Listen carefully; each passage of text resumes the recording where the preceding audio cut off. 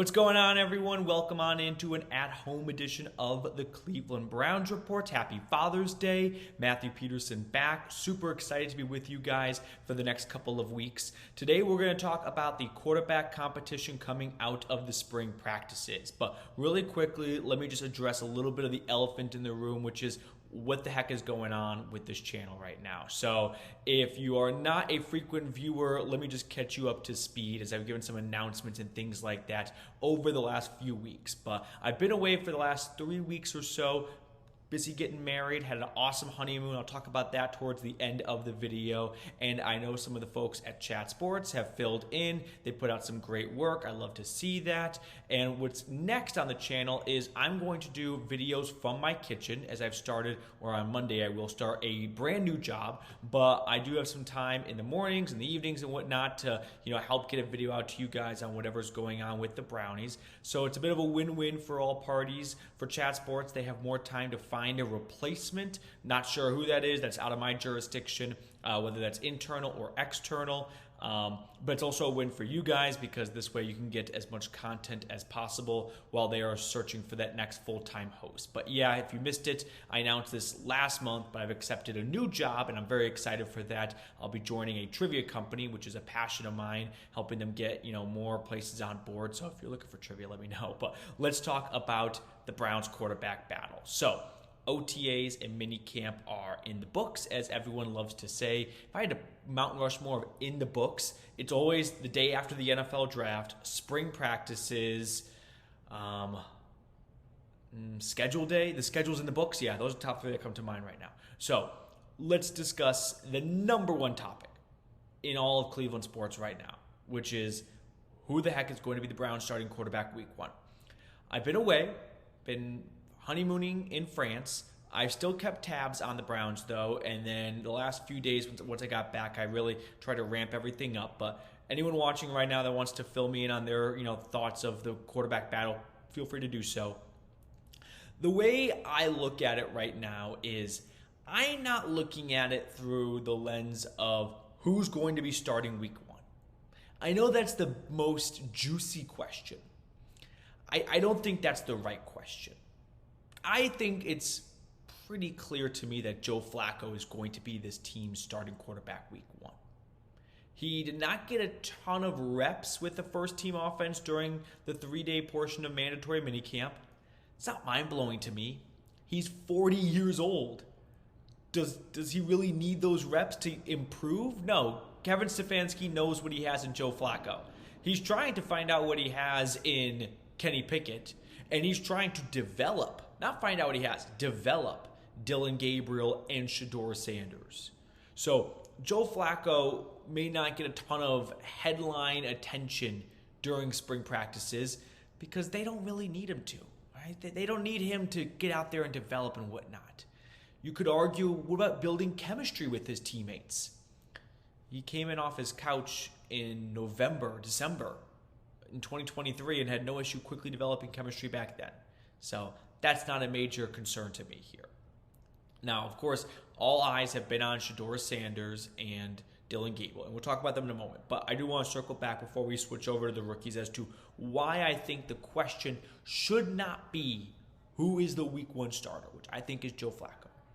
I think the question should be who's the first guy off the bench to replace Joe Flacco.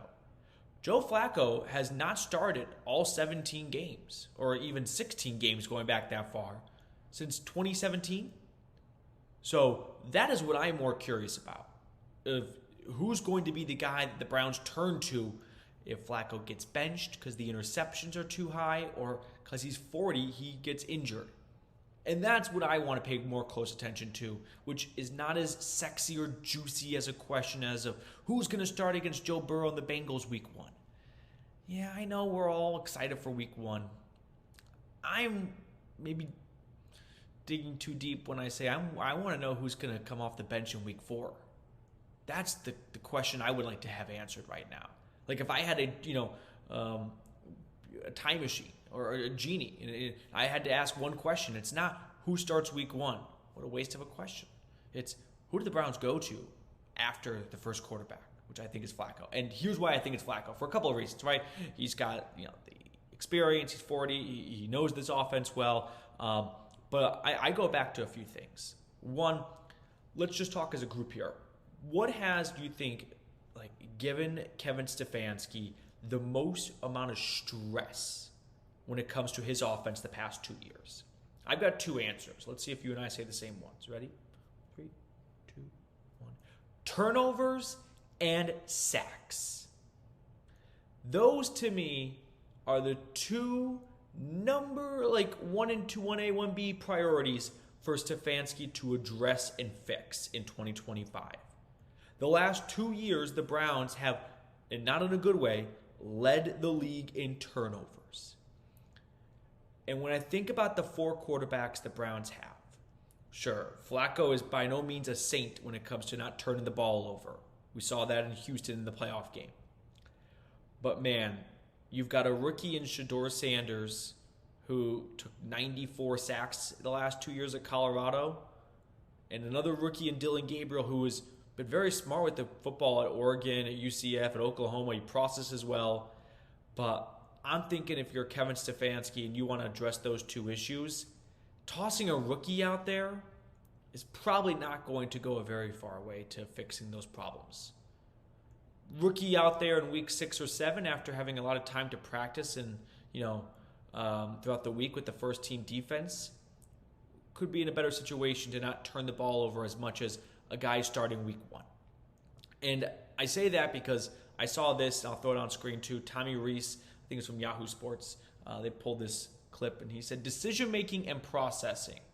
Someone who is an efficient operator and will make good decisions with the football on what the Browns are seeking in their quarterback. Pretty, Captain Obvious speak. But I think there is something there of they're not looking for a guy who's going to go in and put a cape on and make a bunch of incredible, impossible throws and whatnot.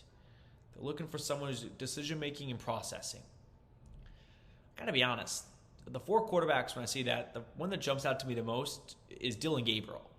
That's what he did at Oregon, at UCF, at Oklahoma. He was not ascending up the college ranks because of a really strong arm or because, he was like Lamar with his legs. No, he got what he got as far as he did because of the decision-making and processing. So, coming out of OTAs and minicamp, and by the way, ESPN Cleveland, they put together this QB stat tracker, and I can put it on screen now for you guys here. And I think it's cool, but that's probably as far as I'll go when I want to describe this piece of information. It's cool.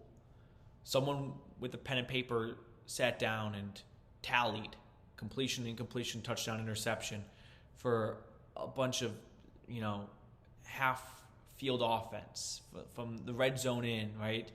It's worth noting that, sure, I'm looking at who threw the most passes. And I see Shedeur Sanders, Pickett, Gabriel, and Flacco's last. Shedeur, 9 touchdowns, 1 interception. So you're like, oh, that's probably the best stat line right there. Yeah, he was working against the second-team defense with the second-team offense and third-team offense and third-team defense.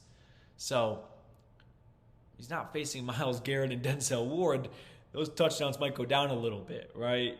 I really don't have any strong opinion or conclusion from these stats here, and I don't urge you guys to have one either. I think it's cool, but I'm not going to read into it to the point of this is going to factor into a opinion or a decision on who the Browns' starting and backup quarterback will be. No.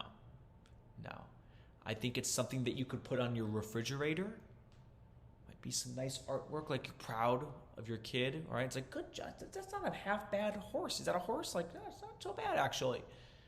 But it's refrigerator artwork for me. So, not bad, but just not something I'm going to hang up on the wall. All right. Before we sign off, I figured if you're curious how the last 3 weeks of my life have been, I missed you guys, first off. I've had a blast, right? Got married, so that was pretty cool, I'd say. The wedding was a huge success. There was no, I don't say drama, but like nothing that went wrong. You know what I mean? There was no Bridezilla moment, or there was no this caterer didn't show up or anything like that. It was an incredible night. Everyone had a ton of fun.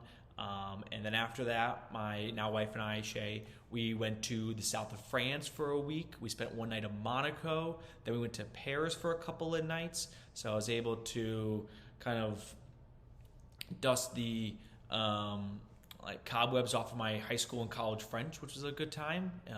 Most people just picked up that I was not French and just started speaking English to me. But overall, it was a blast. Highly recommend, and happy to be back. I think everyone during a vacation kind of gets to that point of, all right, I'm kind of ready to go home. And it usually happens at a perfect time. And for us, it was like the last day. We're like, all right, it's not the worst thing in the world to fly back home tomorrow. But I'm excited to be here with you guys for the next 4-ish weeks. It's June 15th, and probably looking around July 15th, and give my bosses at Chat Sports an opportunity to find a good long-term replacement, and just take over this channel and continue to have success with it. So until they can do that, I'm happy to chip in and do some videos from the crib. So that's going to be the next month or so on the Browns channel. Appreciate everyone for hanging out with us, and I'll see everyone tomorrow from my kitchen, or maybe I'll migrate over to my I've got like a little den over there. We'll see what the lighting is like.